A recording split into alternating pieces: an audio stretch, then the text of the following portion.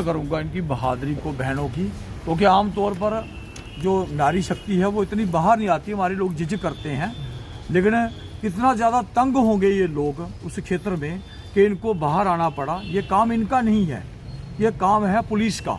उनका काम है उनको चेक करना, उसी बात की उनको सजा जो है तनख्वाह मिलती है। लेकिन मैं ये कहूँगा कि आज पता नहीं बोलते हैं कि पता नहीं कोई पर्सनल बात है, लेकिन पर्सनल नहीं है। जब समाज का कोई आदमी विनाश कर रहा हो, पतन कर रहा हो, तो एज ए समाज सेवक हर आदमी का फर्ज बनता है कि उस पर बोलें। अगर आज नहीं बोलेंगे तो ये इलाका सारा बर्बाद हो जाएगा। कारण ये है, मैं पहले भी सपराल पाई एक दिन गया था, इनके गांव में भी गया था।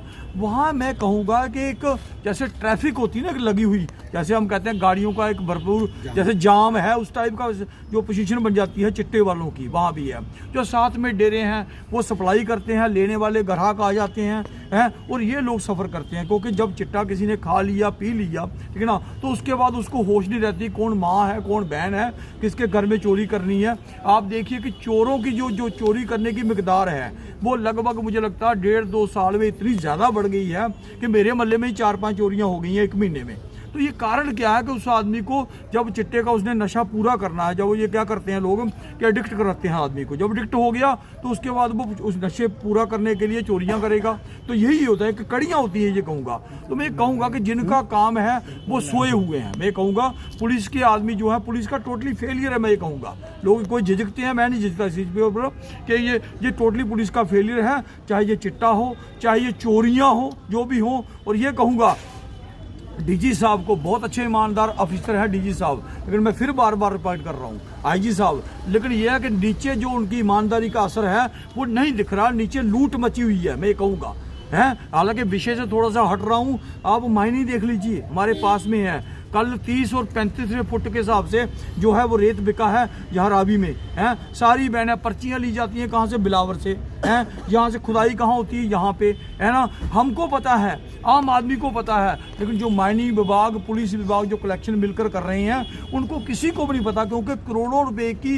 हेरा फेरी हो रही है। रोज की 400-500 गाड़ी दरिया के बीच से निकल के जा रही है। और अफसोस किस बात का है कि 3 रुपये फुट सरकारी रेट है, उसकी भी पर्ची 15 बार रिपीट होती है। वो पर्ची जो है वो 15 बार रिपीट नहीं मिल रहा। और हमारे जो खनन है उसकी लूट हो रही है। तो यहाँ आपको पता, यहाँ जब लंगर साहब थे उन्होंने करोड़ों रुपए का माल जो है इकट्ठा जब्त किया था यहाँ पे, वो पूरे का पूरा ढेर ही गायब हो गया है। उसका पता ही नहीं चला कि वो ढेर गया कहाँ पे। तो मैं कहूँगा कि एक लूट मची हुई है।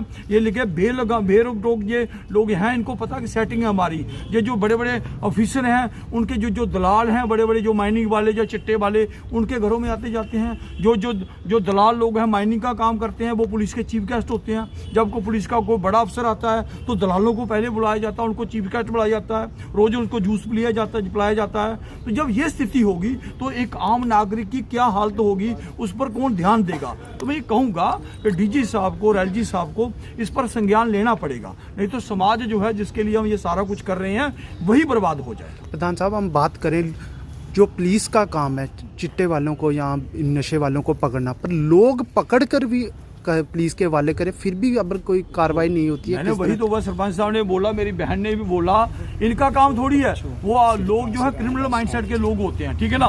वो लोग, एक बेचारी निहत्थी बहन अगर पकड़ रही है, पीछे बडाला में भी पकड़ा था, बहुत जगह पकड़ा है, जब वो अगर पकड़ रही है, ठीक है ना, तो उसके पकड़ने के बाद भी उसकी कार्रवाई क्या होती है। मैं बोलूँ मेरे मोहल्ले में 3 चोरियां हो गई, आज तक एक मेरे घर में ही हुई, ठीक है ना। मुझे आज तक नहीं पता वो आदमी क्या, उस केस का क्या हुआ, ये अपडेट ही नहीं करते बिल्कुल, क्योंकि ये मस्त हैं कि हमारे लिंक जो है वो कहीं ऊपर हैं, तो हमें हमारा कोई क्या बिगाड़ सकता है।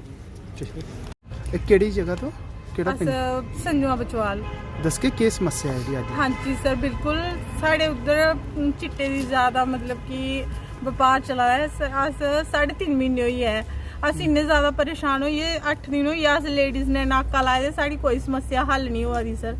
क्या तुसें इस तो पहले कुछ पुलिस की अप्रोच हाँ जी कंसर्न थाने? हाँ जी सर। फिर उन्हें क्या कीती, कोई कार्रवाई कीती? कोई कार्रवाई नहीं हुई सर साड़ी। जेडे चिट्टे दा व्यापार करदे न कौन लोग न सर, उनका कुछ नहीं बोल सकते जी, ना मैं नहीं दस दियो।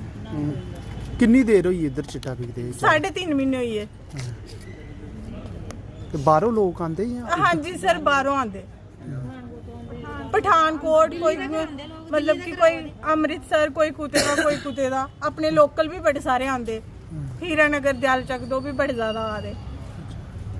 चलो आओ मैडम जी, तो नीलम जी क्या समस्या है, कहाँ से आप आए हैं बताएं। समस्या आशा है संजो बचवाल। हाँ जी, तो क्या समस्या? समस्या ये 3.5-4 महीने के साढ़ा इन्ना ज्यादा बुरा हाल है, नहीं चिट्टे वाला किते दा साढ़ा ते बिल्कुल जीना हराम है होई गेदा। अस बाहर तक नहीं चली सकने, इन्ना बुरा हाल है उधर होई गेदा। साढ़े बच्चे तक नहीं निकली सकते बाहर। किस तरीके की परेशानी आती है, कौन से लोग होते हैं जो इसका व्यापार करते हैं, वो कुछ पता है आपको? सर उनके बारे में हमें कुछ नहीं पता है। तो इसकी आपने कंप्लेंट कभी किसी को दी, पुलिस वालों को या किसी को? हाँ, राजबाग थाना में। हाँ जी, राजबाग थाना। तो फिर उन्होंने क्या किया, कोई कार्रवाई की? तो आज आप कहाँ पे आए हो? डीसी ऑफिस कठुआ में।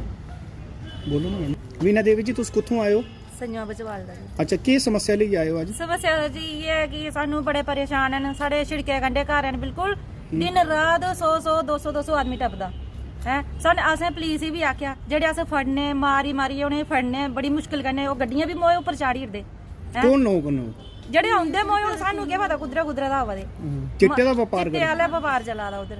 ते तुस ओह्दा कोई हल करना चाहिदा नहीं। अस पुलिस कोल भी जंदे, पुलिस कोई अस ही फड़कांदे, जेडे उ'ऐ लेइयै जंदे, उं'दे कोला कोई बंदा नहीं फड़कोया। कल भी असें 9 आदमी भेजे, 40-50 बंदे असें भेजी चुके दे आं। ते हून एह्दा पुलिस ने करना चाहिदा नहीं, जां हून अज्ज अस डीसी ऑफिस आए ते हून इंदा दिक्खने केह् आखदे न ते केह् करदे न। कहाँ से लोग आते हैं इतने लोग? कोई जान पहचान के लोग होते हैं या बाहर से आते हैं? और सर जी बाहर दा आंदे, हून सानू थोड़े इन्नी जान पहचान दे आदमी को, साढ़े थोड़े भाग पे ने कोई पुछने जिल्ले ताइयों पता लगदा कि उद्धरा दा आए दे। सानू तां इन्नी मुश्किल है, साढ़े बच्चे पढ़ने जंदे, हून सानू होर भी ज्यादा धमकियां भी बजदियां घर आइए भला अपने रोकी ओड़ो, अंदर बाड़ी ओड़ो। बच्चे थोड़े अंदर बाड़न होंदे, हून बच्चे स्कूल लगने जिल्ले बच्चें दा जाना सानू तो इन्नी मुश्किल है, बिल्कुल इ'यां कुदै बच्चे अंदर बाहर जाने आस्ते नहीं है। ठीक है मैडम। निकल रहा था तो ये मेरी बहनें जो हमारी नारी शक्ति और मातृ शक्ति, आप इसी से अंदाज़ा लगाओ कि जो हमारे जेंट्स हैं, हमारे बुजुर्ग और नौजवान साथी, वो कह कर थक गए हैं। अब हमारी जो नारी शक्ति है, आज देखो आप डीसी साहब के पास आए हैं, तो ये जो चिट्टा जो नशा है, स्लो पॉइजन, हमारे बच्चे, हमारे छोटे भाई, उनका सत्यानाश हो रहा है। आप देखिए, हम दो, हमारे दो, आज एक बेटा और एक बेटी है। अगर किसी का बेटा इस नशे में आ गया है, अब उसकी माँ का, उसके बाप का आप खुद अंदाज़ा लगाइए कि क्या होगा। तो बच्चे जो हैं वो हमारी देश का भविष्य हैं।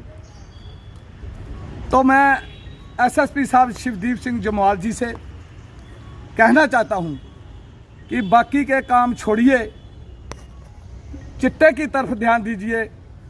मैंने 5-7 दिन पहले देखा कि इन बहनों ने कम से कम 10-15 जो लड़के थे जो पंजाब से आते हैं, कुछ दूसरी कम्युनिटी के लोग, उनको पकड़ा। मैं इनकी हिम्मत और उत्साह को नमन करता हूं कि इन बहनों ने उनको पकड़ा और सलाखों के पीछे डाल दिया। अब उसके बाद ना जाने वो कहाँ गए या कहाँ नहीं गए। तो मैं सरकार से, एडमिनिस्ट्रेशन से ये कहना चाहता हूं कि जो बच्चे हैं, मैं रिपीट कर रहा हूं इस बात को, वो देश का भविष्य हैं। तो इसलिए कोई ऐसा कानून बनाइए कि इस पे सख्ती पे कार्रवाई की जाए।